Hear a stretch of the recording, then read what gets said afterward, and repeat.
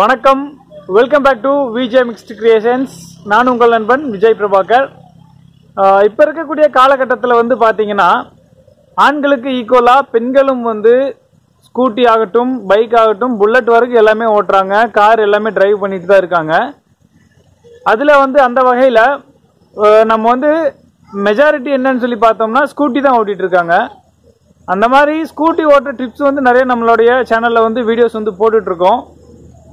அதனுடைய அடிப்படையில் இன்றைக்கி வந்து என்ன வீடியோ பார்க்க போகிறோம் அப்படின்னா, பொதுவாக வந்து லேடிஸ் வந்து ஸ்கூட்டி வந்து ஓட்டிகிட்டு இருக்கும் பொழுது போகிற வழியில் ஏதாவது ஒரு இடத்துல வந்து அது ஸ்டாப் ஆகி நின்றுச்சு, அதுக்கப்புறம் வந்து ஸ்டார்ட் ஆகலை அப்படின்னா என்னென்ன அந்த செக் பாயிண்ட்ஸ்லாம் நம்ம வந்து பார்க்கணும் அப்படின்றத இந்த வீடியோவில் நம்ம பார்க்க போகிறோம்.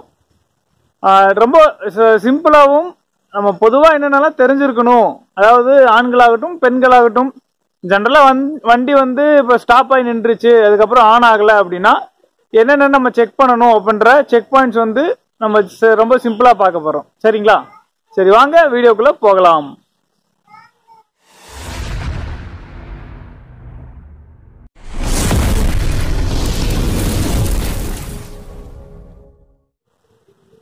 இப்போ முதல் விஷயம் வந்து என்னன்றதை நம்ம பார்த்துடலாம். ஃபர்ஸ்ட் வந்து வண்டி ஸ்டார்ட் ஆகாமல் நின்றுச்சு அப்படின்னா நம்ம முதல்ல செக் பண்ண வேண்டிய விஷயம் வந்து பெட்ரோல்.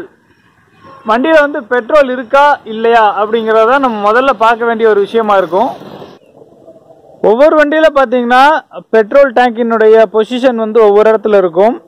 நாங்கள் வச்சுருக்கிற வண்டி டிவிஎஸ் ஜூபிட்டர் கிளாசிக். இதில் வந்து பார்த்தீங்கன்னா பேக் சைடில் பெட்ரோல் டேங்க் வந்து இருக்குது, லிட் வந்து முன்னாடியே இருக்குது.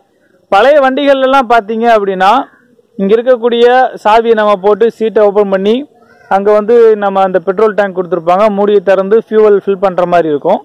ஃபஸ்ட்டு வந்து நம்ம என்ன ஆக்சுவலாக பண்ணணும் அப்படின்னா, ஜென்ரலாக வந்து பெட்ரோல் இருக்கா இல்லைன்றது செக் பண்ணணும்னு சொன்னேன் இல்லைங்களா.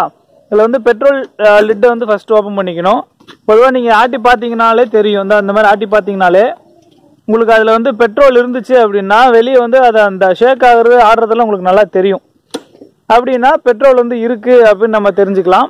இன்கேஸ் பெட்ரோலே சுத்தமாக இல்லை, வண்டி ட்ரை ஆகி தான் நின்றுச்சு அப்படின்னா பக்கத்தில் வந்து பெட்ரோல் ஏதாவது கிடச்சிது அப்படின்னா நீங்கள் வாங்கி போட்டு ஸ்டார்ட் பண்ணுங்கள். ஓரளவுக்கு வந்து பெட்ரோல் இல்லாத பட்சத்தில் வண்டி வந்து ஸ்டார்ட் ஆகிடும்.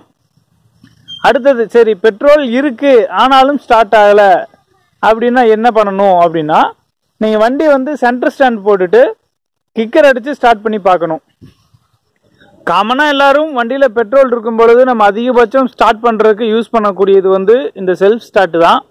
நம்ம வந்து செல்ஃப் போட்டு தான் வந்து வண்டியை ஸ்டார்ட் பண்ணுவோம். இன்கேஸ் வந்து பெட்ரோல் இருக்குது ஆனால் வந்து ஸ்டார்ட் ஆகலைன்ற பட்சத்தில் வந்து நம்ம சென்டர் ஸ்டாண்டு போட்டுட்டு கிக்கர் அடித்து ஸ்டார்ட் பண்ணி பார்க்கணும். கிக்கர் அடித்து ஸ்டார்ட் ஆயிடுச்சு அப்படின்னா வண்டி வந்து ஓகே, ஒன்றும் பிரச்சனை இல்லை. ஆனால் என்ன பிரச்சனையாக இருக்கும் அப்படின்னா, அந்த நம்ம செல்ஃபில் இருந்து போகக்கூடிய சப்ளை வந்து அந்த செல்ஃப் மோட்டருக்கு போகலை அப்படின்னு சொல்லி அர்த்தம். அதற்கு காரணம் வந்து இரண்டு விஷயங்கள் இருக்குது. ஃபஸ்ட்டு விஷயம் நம்ம என்ன செக் பண்ணணும் அப்படின்னா, இந்த வண்டியில் சீட்டை திறந்தீங்க அப்படின்னா இந்த இடத்துல வந்து பார்த்தீங்கன்னா ஒரு ஃபியூஸ் ஒன்று கொடுத்துருப்பாங்க. அந்த ஃபியூஸ் வந்து போயிருந்தாலும் உங்களுக்கு வந்து வண்டி வந்து ஸ்டார்ட் ஆகாது. அதனால் வந்து நீங்கள் அந்த ஃபியூஸை மாற்றினீங்க அப்படின்னா வண்டி வந்து ஸ்டார்ட் ஆகிறதுக்கான வாய்ப்புகள் இருக்குது. அது வந்து எங்கே இருக்கும் அப்படின்னு சொல்லி உங்களுக்கு நான் காமிக்கிறேன். இப்போ வந்து சீட்டை நீங்கள் ஓப்பன் பண்ணீங்க அப்படின்னா இந்த முன்னாடி இந்த இடத்துல இருக்கும். ஆக்சுவலாக ஃபியூஸ் ஹோல்டர் ஒன்று கொடுத்துருப்பாங்க. அந்த ஃபியூஸ் ஹோல்டருக்குள்ளே ஃபியூஸ் இருக்கும்.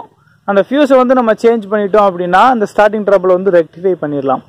சரி, இன்கேஸ் வந்து நம்ம செக் பண்ணுறோம் ஃபியூஸும் நல்லா இருக்குன்னு சொல்கிறாங்க ஒரு ஒர்க் ஷாப்லேயோ இல்லை அந்த பக்கம் வந்த யாராவது வந்து நண்பர்களோ ஃப்ரெண்ட்ஸோ யாராவது வந்து ஃபியூஸ்லாம் நல்லா தாங்க இருக்குது அப்படின்னு சொல்லி சொன்னாங்க அப்படின்னா என்ன பண்ணணும் அப்படின்னா, அடுத்து வந்து பேட்ரி வந்து நல்லா இருக்கா அப்படின்னு சொல்லி செக் பண்ணி பார்க்கணும். அந்த பேட்ரி வந்து நல்லா இருக்கான்றது எப்படி நம்ம செக் பண்ணி பார்க்கணும் அப்படின்றதுக்கு ஒரு முறை இருக்குது. அது என்னன்றது நான் உங்களுக்கு நான் சொல்லித்தரேன். இப்போ வந்து சாவி வந்து நீங்கள் ஆன் பண்ணிக்கோங்க. இங்கே வந்து லைட் நார்மலாக வந்து க்ரீன் லைட் எரியும். இந்த மாதிரி ஆப்ஷன்ஸ் கொடுத்துருந்தாங்கன்னா உங்களுக்கு லைட் எரியும். இல்லை அப்படின்னா நீங்கள் சாவி வந்து ஆன் பண்ணிவிட்டு பேட்ரி நல்லா இருக்கான்றது எப்படி செக் பண்ணணும் அப்படின்றத பார்ப்போம். பேட்ரி வந்து நல்லா இருக்கான்ற கண்டிஷனை செக் பண்ணுறதுக்கு முதல்ல நம்ம செக் பண்ண வேண்டிய விஷயம் ஹாரன். ஹாரன் வந்து நம்ம செக் பண்ணி பார்க்கணும். பேட்ரி வந்து நல்லா இருக்குது, வண்டி ஸ்டார்ட் ஆகலை, ஆஃப் கண்டிஷனில் தான் இருக்குது.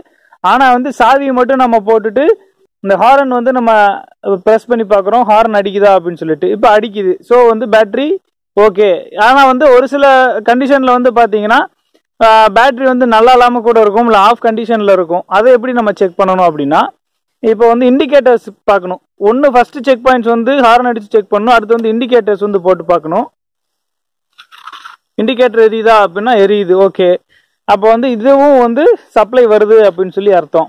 அடுத்து வந்து நம்ம செக் பண்ண வேண்டிய விஷயம், இண்டிகேட்டரையும் போட்டு விட்டுறணும், அட் அ டயத்தில் வந்து ஹாரனையும் வந்து நம்ம அடித்து பார்க்கணும். உங்களுக்கு இண்டிகேட்டர் எரிஞ்சிட்டே இருக்கு, கூட வந்து நான் அந்த ஹாரனை ப்ரெஸ் பண்ண போகிறேன். ஓகே, ரெண்டுமே வந்து ஒர்க் ஆகுது அப்படின்னா பேட்டரி இஸ் ஃபைன், பேட்டரி வந்து நல்லா இருக்கு அப்படின்னு சொல்லி அர்த்தம். நாம வந்து பேட்டரியில் எந்த பிரச்சனையும் இல்லை அப்படின்னு சொல்லி நம்ம தெரிஞ்சு வச்சுக்கணும். ஓகேங்களா. அடுத்த விஷயம் என்ன அப்படின்னா, சரி இந்த மாதிரி நான் செக் பண்ணேன், எனக்கு இந்த மாதிரி ஆகலை, பேட்டரியிலேருந்து சப்ளை வரல, இண்டிகேட்டரும் எரியல, ஹார்னும் வந்து சரியாக ஒர்க் ஆகலை, ரொம்ப கம்மியான சவுண்டு தான் வருது அப்படின்ற பட்சத்தில் நான் என்ன பண்ணணும் அப்படின்னு கேட்டிங்கன்னா, அந்த பேட்டரியை வந்து ரீப்ளேஸ் பண்ணிடலாம், நம்ம புது பேட்டரி வாங்கி போடலாம். இது ஒரு வழி.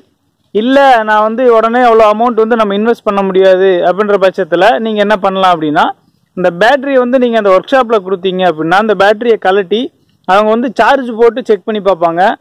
அவங்க ஒரு 4 or 5 hours இல்லை வந்து ஒரு 8 hours வந்து அவங்க சார்ஜ் போட்டு அதை மறுபடியும் நம்ம செக் பண்ணி பார்க்கும்போது ஒர்க் ஆச்சு அப்படின்னா ஓகே, பேட்டரி நீங்கள் அந்த பேட்டரி வந்து கொஞ்ச நாளைக்கு நீங்கள் யூஸ் பண்ணிக்கலாம். அதற்கு பிறகு வந்து வேறு பேட்டரி மாட்டினா போதும், அது வரைக்கும் நீங்கள் அந்த பேட்டரி யூஸ் பண்ணிக்கலாம். இன்கேஸ் வந்து சார்ஜ் போட்டும் ஒர்க் ஆகலை அப்படின்ற பட்சத்தில் வேறு வழி இல்லை, நீங்கள் புது பேட்டரி தான் போட்டாகணும். அடுத்ததாக வந்து இந்த வண்டியை பொறுத்த வரைக்கும் நம்ம என்ன பார்க்கணும் அப்படின்னா, ஸ்பார்க் பிளக் வந்து நல்லா இருக்கா அப்படின்னு சொல்லி பார்க்கணும். ஸ்பார்க் பிளக்கில் வந்து பார்த்தீங்கன்னா பிளாக் கலரில் வந்து காம்பன்சேட் ஆகிருக்கும், அந்த மாதிரி ஒரு மாதிரி கருப்பு கலரில் பிடிச்சிருக்கும் அந்த ஸ்பார்க் பிளக். அந்த மாதிரி இருந்தாலும் உங்களுக்கு வந்து இந்த ஸ்டார்டிங் ட்ரபிள் பிரச்சனை வந்து கண்டிப்பாக வரும். அதனால் வந்து ஸ்பார்க் பிளக் நம்ம பார்க்கணும். அடுத்து வந்து கார்பரேட்டர் நல்லா இருக்கா அப்படின்றதையும் நம்ம வந்து செக் பண்ணணும். ஆக்சுவலாக இதெல்லாம் வந்து நம்ம ரோட்லேயோ இல்லை நம்ம வீட்டில் வந்து நம்ம செக் பண்ண முடியாது, ஒர்க் ஷாப்பில் வந்து அவங்க செக் பண்ணிப்பாங்க. இதெல்லாம் நம்ம தெரிஞ்சு வச்சுக்க வேண்டிய விஷயங்கள் அப்படின்றதுக்காக உங்களுக்கு நான் சொல்கிறேன். இந்த கார்பரேட்டர் நல்லா இருக்கான்றது செக் பண்ணி பார்க்கணும். அது உங்களுக்கு ஏதாவது அடைப்போ இல்லை வேறு ஏதாவது பிரச்சனைகள் இருந்தாலும் உங்களுக்கு வந்து அதை சரி பண்ணணும் அப்படின்னா இந்த ஸ்டார்டிங் ட்ரபிள் வந்து சரியாயிடும். அடுத்தது வந்து இது எல்லாமே ஓகே, வேறு என்ன பிரச்சனைகள்லாம் இருக்கிறதுக்கான வாய்ப்புகள் இருக்குது அப்படின்னா, ஸ்டார்டர் மோட்டார்னு சொல்லுவாங்க. அந்த ஸ்டார்டர் மோட்டரில் பிரச்சனை இருந்தாலுமே வந்து உங்களுக்கு வந்து ஸ்டார்டிங் ட்ரபிள் பிரச்சனை வரும். அதனால் நீங்கள் அதையும் வந்து செக் பண்ணணும். ஸ்டார்டர் மோட்டருக்கு அடுத்து ஸ்டார்டர் ரிலேன்னு சொல்லி ஒரு ஸ்பேர் இருக்குது. அந்த ஸ்டார்டர் ரிலேல வந்து பிரச்சனைகள் இருந்தாலும் உங்களுக்கு இந்த மாதிரியான ஸ்டார்டிங் ட்ரபிள் பிரச்சனைகள் வரும். ஓகேங்களா. அதாவது இந்த வீடியோவில் நம்ம பார்த்தது எனக்கு தெரிஞ்ச இன்ஃபர்மேஷன் உங்கள் கூட நான் ஷேர் பண்ணிட்டேன். அதாவது என்ன அப்படின்னா, பொதுவாக லேடிஸ் ஆகட்டும் ஜென்ட்ஸ் ஆகட்டும் ஒரு ஸ்கூட்டியை பொறுத்த வரைக்கும் ஒரு திடீர்னு வந்து ஸ்டாப் ஆகி நின்றுச்சு அப்படின்னா அதுக்கு என்னென்ன காரணங்கள் இருக்கலாம், அதை வந்து என்னென்னலாம் நம்ம பண்ணுனா இந்த பிரச்சனை வந்து சால்வ் ஆகும் அப்படின்னு சொல்லி நம்ம தெரிஞ்சு வச்சுக்கணும் அப்படின்றதுக்காக தான் இந்த வீடியோ. ஏன்னா நம்ம கடையில் போய் விட்டோம்னா இந்த விஷயங்கள்லாம் இல்லாமல் வேற எதாவது சொல்லி நம்மக்கிட்ட வந்து அவங்க இப்படி பிரச்சனை அப்படி பிரச்சனைன்னு சொல்லிட்டு அவங்க சார்ஜ் பண்ணுறதுக்கு வாய்ப்புகள் இருக்குது. அதனால் இதெல்லாம் தெரிஞ்சு வச்சுக்கோங்க. அவ்வளோதான் ஃப்ரெண்ட்ஸ், எனக்கு தெரிஞ்ச விஷயங்களை உங்களோட நான் ஷேர் பண்ணிட்டேன். ஒரு வண்டி வந்து பிரச்சனையாக நின்றுச்சு அப்படின்னா அதுக்கு வந்து நம்ம என்னென்னலாம் செக் பண்ணணும் அப்படின்ற செக் பாயிண்ட்ஸ் வந்து பார்த்தோம். ஒரு சில விஷயங்கள் வந்து நம்மளே பண்ண முடியும், அதையும் நம்ம பார்த்தோம். நம்ம பண்ண முடியாத விஷயங்களை வந்து ஒர்க் ஷாப்பில் கொடுத்து நம்ம செக் பண்ணிக்கலாம், அதையும் வந்து நம்ம தெளிவாக பார்த்துட்டோம். எனக்கு தெரிஞ்ச இன்ஃபர்மேஷனை உங்கள் கூட நான் ஷேர் பண்ணிட்டேன். இந்த வீடியோ எப்படி இருக்குன்னு சொல்லி கீழே கமெண்ட் பாக்ஸில் கமெண்ட் பண்ணுங்கள். வேறு ஏதாவது வீடியோ உங்களுக்கு தகவல் வேணும் அப்படின்னு நினச்சாலும் அதையும் வந்து கீழே சொல்லுங்கள். என்னால் முடிஞ்ச வரைக்கும் நான் அந்த வீடியோவை வந்து நான் போடுறேன். இது வரைக்கும் நீங்கள் நம்ம சேனலை வந்து சப்ஸ்கிரைப் பண்ணல அப்படின்னா தயவு செஞ்சு சப்ஸ்கிரைப் பண்ணி சப்போர்ட் பண்ணுங்கள். என்னுடைய உழைப்பிற்கு நீங்கள் கொடுக்கக்கூடிய சப்ஸ்கிரைப் தான் ரொம்ப பெரிய கிஃப்ட்டு. ஸோ வந்து சப்ஸ்கிரைப் பண்ணி எனக்கு சப்போர்ட் பண்ணுங்கள். வீடியோ பிடிச்சிருந்துச்சு அப்படின்னா லைக் பண்ணி ஃப்ரெண்ட்ஸுக்கு வந்து ஷேர் பண்ணுங்கள். வேற ஒரு வீடியோவில் உங்களை வந்து சந்திக்கிறேன். அதுவரை உங்களிடமிருந்து விடைபெறுகிறேன்.